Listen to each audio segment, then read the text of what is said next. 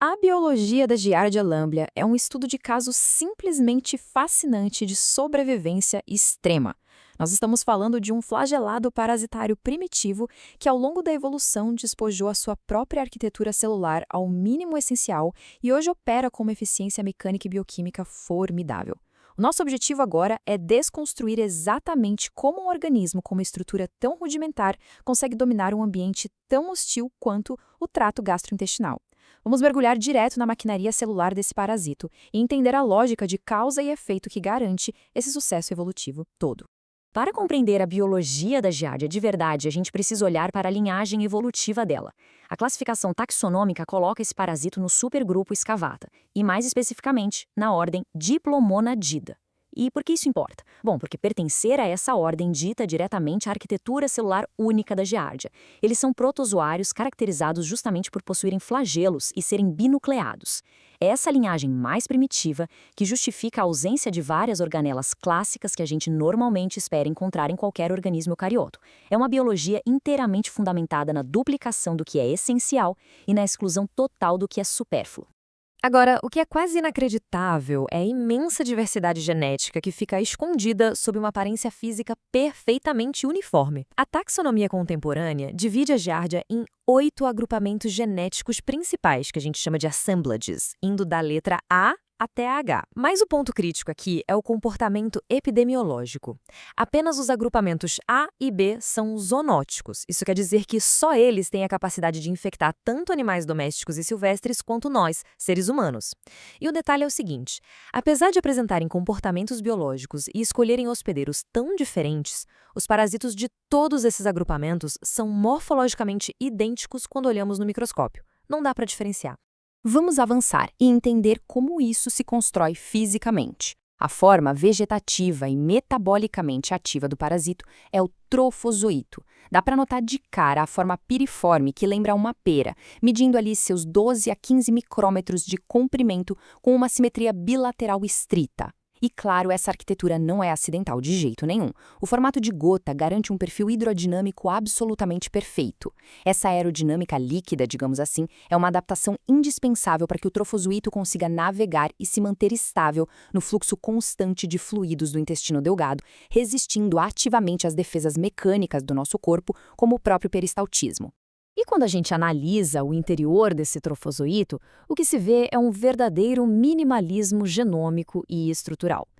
Temos ali 2 núcleos diploides na porção anterior, ambos transcripcionalmente ativos. E um detalhe curioso é que eles não têm cromatina periférica, apresentando só um grande cariossoma central. Mas olha, o mais impressionante mesmo é o que não está lá. Como resultado de uma divergência evolutiva muito antiga, a giardia simplesmente não tem peroxissomos, não tem um complexo de Golgi clássico e não tem mitocôndrias típicas. Para um organismo eucarioto, essa ausência parece incompatível com uma vida celular ativa, o que já nos leva direto para a próxima adaptação genial desse parasito. E é aqui que entra o conceito de adaptação extrema, materializado em uma estrutura, o mitossomo. Pensa bem, a giardia habita o duodeno e o jejuno, que é um ambiente extremamente pobre em oxigênio. Então, ter uma mitocôndria tradicional que depende de respiração aeróbia seria totalmente inútil. Em vez disso, o parasito desenvolveu um mitossomo, uma organela de dupla membrana que age como uma substituta fisiológica direta. Em vez de focar na fosforilação oxidativa, o mitossomo redirecionou a função dele para caminhos bioquímicos que funcionam na anaerobiose. É isso que garante a sobrevivência energética e metabólica do parasito nesse nicho tão hostil. Voltando um pouco para a anatomia externa, a gente tem o aparelho de locomoção. Ele é formado por feixes de microtúbulos, os axonemas, que saem de corpúsculos basais e formam 4 pares distintos de flagelos. Logo abaixo a gente encontra os corpos parabasais em formato de vírgula. O batimento supercoordenado desses 4 pares de flagelos gera uma força hidrodinâmica dupla. É legal imaginar esses flagelos agindo literalmente como motores de polpa microscópicos. Primeiro, eles impulsionam ativamente o parasito para frente. Segundo, e o mais crucial, eles criam correntes que empurram o parasito para baixo, pressionando a face ventral dele contra a parede do intestino. É o primeiro passo físico para a fixação. E já que o ponto crucial é a fixação, precisamos falar da bioquímica por trás do disco adesivo. Localizada exclusivamente na estrutura desse disco ventral, a gente encontra a giardina alfa-1. Essa é uma proteína imunodominante de superfície que funciona como uma lectina. Trazendo para a fisiopatologia, as lectinas são proteínas que reconhecem e se ligam de forma muito forte a carboidratos específicos. Então, a giardina alfa-1 reconhece quimicamente e se ancora com firmeza a moléculas sulfatadas que ficam ali no epitélio intestinal do hospedeiro. Ou seja, não é só um contato físico, é um encaixe bioquímico de altíssima afinidade. Dá para perceber que o mecanismo de adesão da giardia à mucosa do adenal é um sistema de tríplice garantia. A lógica de causa e efeito aqui é inquebrável. Passo 1, ocorre a aplicação mecânica do disco suctorial que age como uma ventosa sobre as microvilosidades. Passo 2, o batimento contínuo daqueles flagelos ventrais gera uma pressão negativa embaixo do disco, criando uma verdadeira força hidrodinâmica de sucção. E o passo 3, a giardina alfa-1 entra em cena, mediando aquela ligação química de alta afinidade. O efeito final de tudo isso? O trofozoito consegue resistir ao colossal estresse mecânico do peristaltismo, evitando ser lavado para fora do intestino. Mas a jornada continua, e o parasito não fica na forma de trofozoito para sempre. Conforme o trânsito intestinal vai arrastando a giardia para porções mais distais, como o ilho, o ambiente muda de forma drástica. Ocorrem variações imensas de pH e a concentração de sais biliares sobe absurdamente. E a sacada aqui é que essas condições não são apenas obstáculos.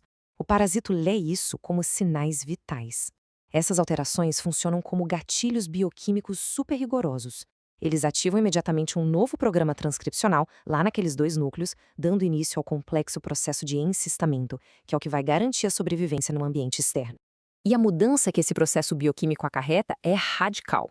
O trofozoito, que até então era uma célula ativa, móvel, com formato de pera e 2 núcleos, simplesmente retrai os flagelos e se condensa de forma extrema. Ele vira o cisto, uma estrutura ovalada, menor, com cerca de 8 a 12 micrômetros e totalmente inativa em termos de locomoção. Só que, durante essa fase de transição e compressão física, as estruturas internas são completamente duplicadas. O resultado final é que o cisto maduro passa a abrigar 4 núcleos. Basicamente, a biologia empacota 2 futuros trofozoítos dentro de uma única cápsula de resistência. E a arquitetura desse cisto é, sem exagero, uma fortaleza. O parasito secreta ativamente uma parede bem espessa, rica em quitina. A quitina é um biopolímero altamente durável que dá uma resistência estrutural fantástica contra ressecamento e ataques químicos. Mas além dessa blindagem física, o interior do cisto é palco de um fenômeno genético bem complexo, a cariogamia. Os envelopes nucleares se fundem. O fato de encontrarmos genes homólogos à meiose sugere que essa fusão permite a recombinação e a troca de material genético. Tudo isso na segurança da parede cística, otimizando a diversidade genética. É uma manobra evolucionária brilhante para garantir que a próxima geração chegue ainda mais adaptada antes de infectar um novo hospedeiro. Trazendo essa teoria toda para o mundo microscópico real, o contraste fica muito evidente. De um lado, a gente tem a delicadeza estrutural do trofozoito, todo adaptado para a mucosa interna. Do outro, o cisto altamente refratário, blindado, guardando seus 4 núcleos visíveis. É exatamente essa carapaça de quitina que faz o cisto sobreviver por meses a fio em águas geladas e resistir até mesmo às concentrações padrão de cloro que a gente usa no tratamento de água convencional. O cisto não é só uma fase da vida da giardia, é uma nave de transporte ambiental incrivelmente eficiente. E tudo isso nos deixa com uma reflexão final que é inevitável. Nós acabamos de dissecar uma célula que não tem mitocôndrias clássicas, não tem um complexo de Golgi, reduzida apenas ao seu maquinário genético e motor mais essencial.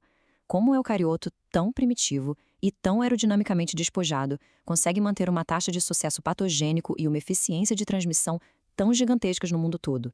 A resposta está na perfeição absoluta com que a forma dela, desde a giardiana alfa-1 até o mitossomo, se encaixou na fisiologia dos hospedeiros. A maquinária da Giardia lamblia é o minimalismo biológico na sua expressão mais máxima e letal. E fica a grande pergunta: que outros processos biológicos profundos ainda estão operando silenciosamente sobre a casca de quitina desse parasito? Fica aí a provocação.